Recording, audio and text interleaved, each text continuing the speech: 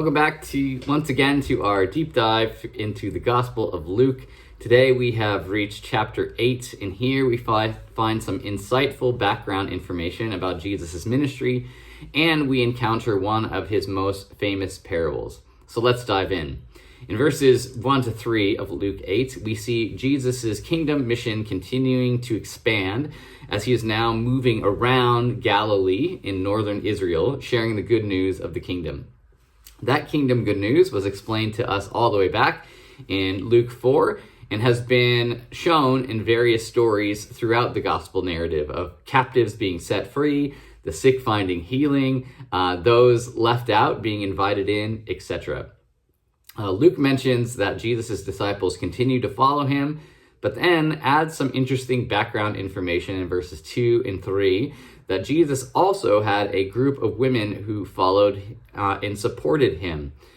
He names Mary Magdalene, who many people have conflated with Mary, the sister of Martha, and the nameless woman in Luke chapter 7 who washes Jesus' feet with her hair. It's not 100% clear if these women are all just the one and same woman, or if these are three different women. But we are to know that this Mary Magdalene, plays a significant role in the Gospels. We specifically meet her again at the cross and at the empty tomb, which means she probably had a vital role in the early church movement. We're also introduced to a woman named Joanna, who is also at the empty tomb.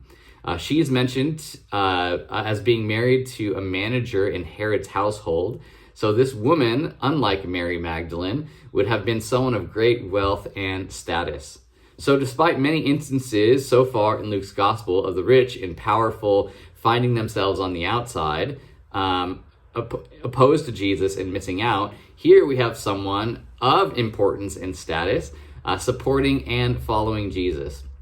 So even though Luke frequently addresses the theme of wealth, and especially how difficult it is for those who consider themselves rich or powerful or important to understand Jesus, with Joanna here, we see a picture of what it should look like for someone with great means to put themselves under the authority of Jesus.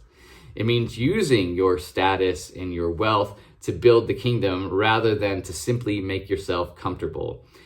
These women support Jesus and the disciples out of their own means. That word for support is the Greek word diakoneo, which is where we get the word deacon from. It means specifically to wait tables, but the early church used this word to mean those in special leadership roles who served and supported others. So here we may have our first picture of church deacons. And one last note, Luke doesn't mention these servant-hearted, generous women for no reason. This again is the upside-down picture of God's kingdom. In a society where women were considered less than and property, here we see women defying those cultural stereotypes to step out and support and follow Jesus. And Luke mentions them as examples of great faithfulness and generosity, that in God's kingdom, women are not second class, but equals.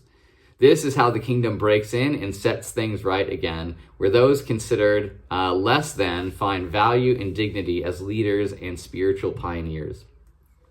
The rest of our section turns to Jesus speaking one of his most famous parables, the parable of the sower, or probably more appropriately titled, the parable of the soils.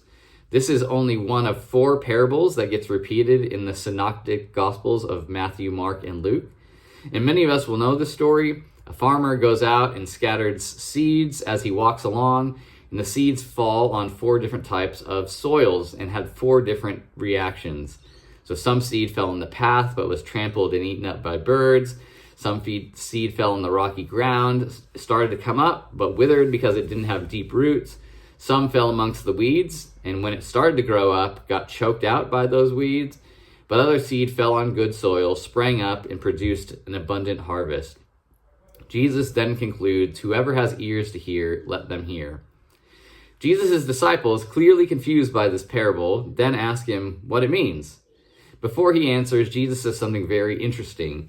He says he speaks this way in these strange parables stories so that though seeing, they may not see, and though hearing, they may not understand. It's a really perplexing thing to say, isn't it? The line is actually a quote from Isaiah chapter 6, verse 9.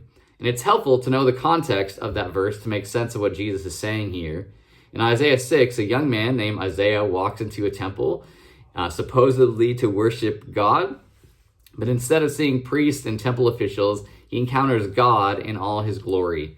God's presence fills up the whole place. There's smoke and thunder and these flaming spiritual beings flying around saying, "Holy, holy, holy is the Lord Almighty." And Isaiah falls on his face, believing he's a dead man because he's a sinful man. He lives amongst the sinful people, and his eyes have seen God face to face. But in a turn of events, Isaiah doesn't perish, but receives God's forgiveness. God then asks, "Who shall I send and who will go for me?" In other words, who's going to go and tell other people about me? And Isaiah, probably in shock that he's still standing, puts his hand up and says, "Here I am, Lord, send me." So God tells Isaiah, "Great, I will send you. But your mission, it's not going to be fun." God tells Isaiah that he's going to go out and tell people about God and to turn back to God. And though they see you and hear you, they're not really going to see and hear. They won't get it. And that describes the whole prophetic mission of the prophets in the Old Testament. That though these faithful men came along and spoke God's truths, the people rejected them and didn't listen. By Jesus quoting the same verse here, he's saying the same thing about himself and his message. That no matter what he says and does, there will be people that though they see Jesus' miraculous acts and hear his amazing teaching, still won't understand and respond. We've already seen this play out in Luke's gospel.